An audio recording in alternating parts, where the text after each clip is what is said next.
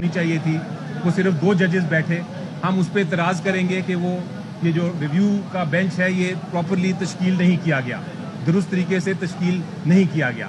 لیکن آج سماعت شروع ہوئی تھی ابھی تو اطلاع ملی کہ جسٹس منیب صاحب نے شاید اسی نقطے کی وجہ سے جس کو میں نے ابھی بیان کیا کہ اس بینچ کی تشکیل ہی پراپر نہیں ہوئی تھی, درست نہیں ہوئی تھی, شاید اسی وجہ سے انہوں نے آج فیصلہ کیا کہ میں اس بینچ میں نہیں بیٹھوں گا.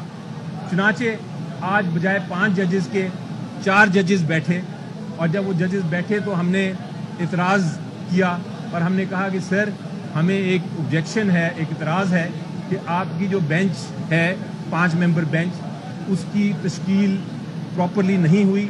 اس لیے یہ جب تک جسٹس منصور علی شاہ صاحب اس کمیٹی میں نہیں بیٹھیں گے, جب تک وہ نہیں فیصلہ کریں گے اور 3 ممبرز نہیں ہوں گے, بینچز نہیں بن سکتے. اس پہ چیف جسٹس صاحب نے اپنا ویو پیش کیا اور انہوں نے کہا کہ میری نظر میں یہ ضروری نہیں ہے ورنہ یہ سارا کام ختم ہو جائے گا. اور جسٹس مندوخیل صاحب نے مجھ سے پوچھا کہ کیا آپ کو اس آرڈیننس سے کوئی اعتراض ہے, تو میں نے کہا ان کو کہ بلکہ میں تو اس آرڈیننس کی امپلیمنٹیشن کی بات کر رہا ہوں کہ آرڈیننس میں لکھا ہے صاحب کہ 3 ممبر ہوں گے اور وہی فیصلہ کر سکتے ہیں کہ کون سا بینچ ہے. اور اگر کوئی ایسا مسئلہ آ جائے کہ 3 ممبر نہیں بیٹھ سکتے تو پھر یہ فل کورٹ ہی فیصلہ کرے گا کہ کس طرح آگے چلنا ہے, کیونکہ یہ ایک ایسی پوزیشن ہو گئی ہے جو کہ نہ قانون نہ آئین میں اس کی گنجائش نظر آتی ہے.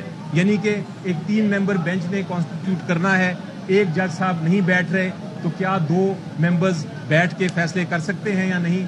یہ ایک بڑا آئینی برہان ہے, آئینی سوال ہے, اور اس کے لیے پورے سپریم کورٹ کو بیٹھ کے فیصلہ کرنا ہے کہ کیا آگے رد عمل کرنا ہے, یا کوئی نیا آرڈیننس کے آنے کی ضرورت ہے, یہاں کوئی نیا قانون سازی کی ضرورت ہے, کیونکہ 2 ممبر 3 ممبرز کے فیصلے نہیں کر سکتے. یہ پوزیشن ہے. بہرحال چیف جسٹس صاحب نے کہا کہ ہم کل بیٹھیں گے اور کل اس چیز کا بھی فیصلہ کریں گے اور نیا بینچ بھی ہو سکتا ہے تشکیل کریں. تو اس نئے بینچ پہ بھی اگر منصور علی شاہ صاحب نہیں بیٹھیں گے کمیٹی میں, ہماری یہی آبجیکشن ہوگی کہ یہ نیا بینچ بھی اگر بنانا ہے اس کے لیے 3 ممبرز ضروری ہیں. یہ میں نہیں کہہ رہا, یہ قانون کہہ رہا ہے, یہ آرڈیننس کہہ رہا ہے. آرڈیننس کے الفاظ اگر آپ دیکھیں تو اس میں لکھا ہوا ہے کہ 3 ممبر بیٹھیں گے.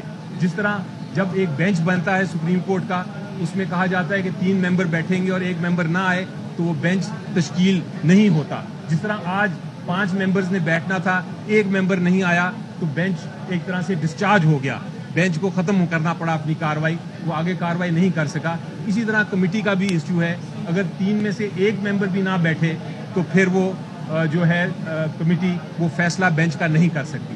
اس لیے جب تک جسٹس منصور علی شاہ صاحب اس کمیٹی میں نہیں بیٹھتے اس ریویو کی لیے بینچ تشکیل نہیں کیا جا سکتا.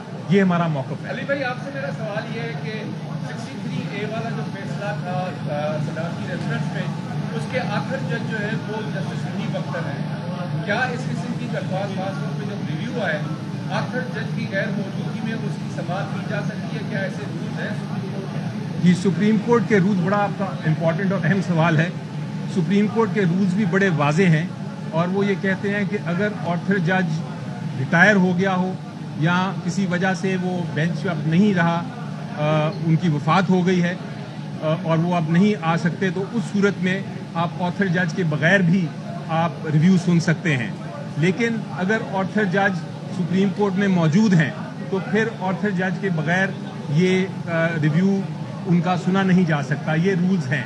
اب یہ رولز میں کہیں نہیں لکھا کہ اگر آتھر جج صاحب ریکلوز کریں اپنے آپ کو یا نہ آ سکیں یا وہ اپنی کوئی قانونی وجہ سے نہ وہ اپنا ایک موقف پیش کریں تو پھر کیا وہ اس کو آگے چلایا جا سکتا ہے اس بینچ کو ان کے بغیر. اس کے اوپر رولز سائلنٹ ہے, رولز میں کوئی ایسا ذکر نہیں ہے.